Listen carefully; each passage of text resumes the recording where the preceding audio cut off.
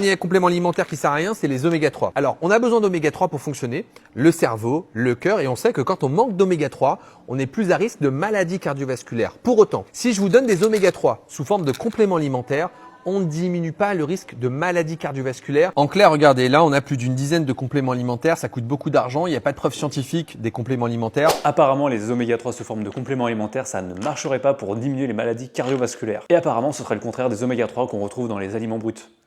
Vas-y. Ah, c'est bon, hein? T'en veux encore une? Donne la pâte? Ouais. Vas-y.